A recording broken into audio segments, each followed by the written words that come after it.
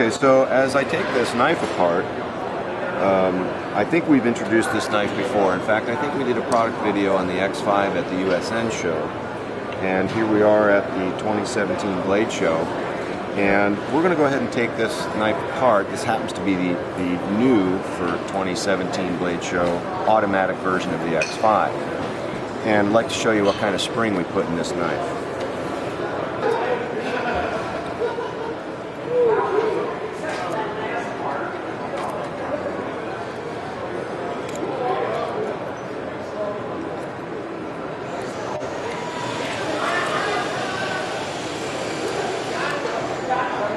Fumble this apart. Okay, so this is the part that I wanted to show you. That's our coil type torsion spring, and a lot of time was put into this particular spring.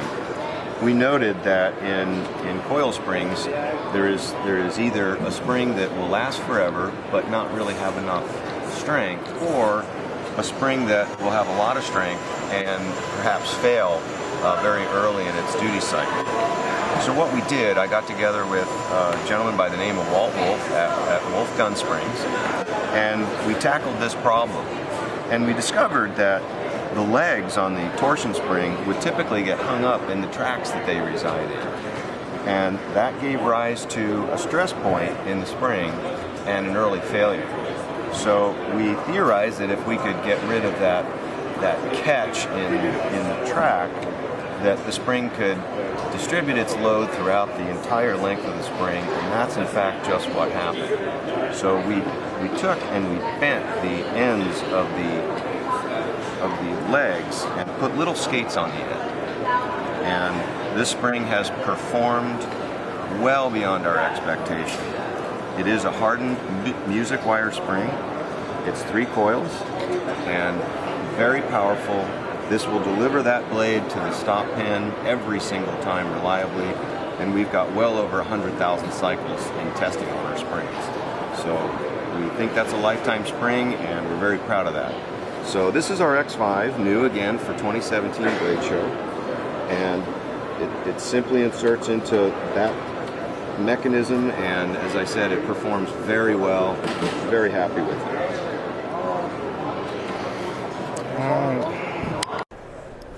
This might be more challenging than I thought.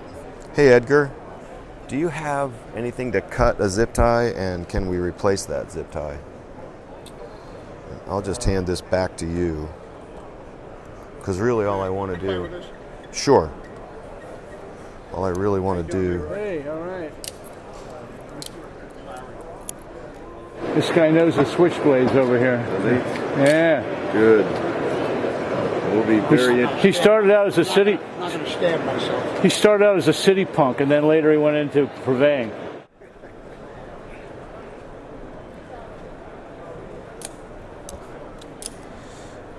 See, because you're so welcome.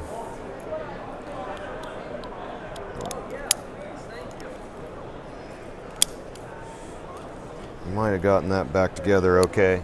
I might be all right here, Edgar. I can just sort of sneak this back together.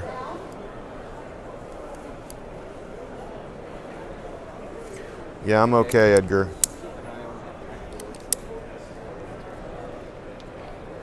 Not being able to take the back end of the knife. What was you saying about that spring again, Jim? You got a little better sound, right? The torsion spring? Yeah. Yes, I just had the spring out, and hopefully you got good. If you got good pictures of it, we took and put little curved ends on the end conditions of that spring, and what that does is that allows the ends of that spring to skate in the track that it rides in. So as the spring comes under tension, it can actually move more towards the center line of the spring. And what that really does is it distributes the load all the way through the full length of that coil spring, so that there's no specific stress points. And when we achieve that function, that mechanical function in that spring, the incidence of failure dropped to virtually zero. So we believe that that spring is just going to last forever. And as I said earlier, we've actually cycle counted well over 100,000 cycles on springs with no failures. And prior to that little improvement, we were losing springs very early because it's a very high torque spring. There's a lot of energy in that spring. What we want to do is we want to build rock solid lockups where there's absolutely no movement in that bearing, and have the spring return the blade to the stop pin under any condition. So the slightest disturbance, that spring will bring that heavy blade right back against that stop pin every time. So that's our automatic X-5, new for 2017. All right, one more big favor. Did you draw what you were explaining Or about the ends and yeah, how it moves? I could try, or I could just, you want me to just show it? I'll go ahead and demonstrate it. I'm trying to conceptualize it, and you know. Sure. Well, I think I'm 95% certain of what you mean, but it's that other 5% that. Sure. Oh, don't take it. Yeah. Oh no, I can do that. That's easy. This is terrible. Oh no, it's easy. And we'll move on to the next knife rather quickly. I get that stupid little zip tie off of there. This would be much easier.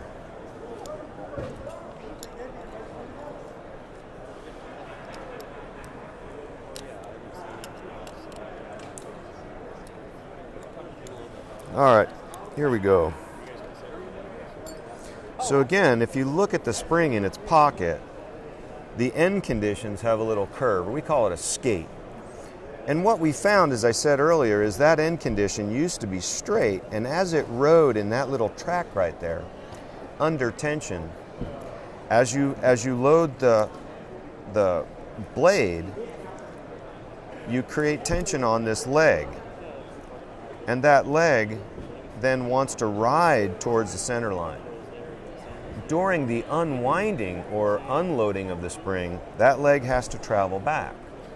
Well, the end condition would then get stuck on the sidewalls of that track, and that would set up, under rapid conditions, that would set up a sticking or a skipping or a vibration, if you will. And what we discovered is that those episodes would cause stress points that would lead to failure. And typically that failure would be right at the bend, right at the turn. So we've overcome that, again, by putting that little skate condition on the end of the spring so that the spring can ride in that track as it compresses and expands. So that was a great leap forward in this particular spring. All right, that clears it up. Thanks a lot, Jim.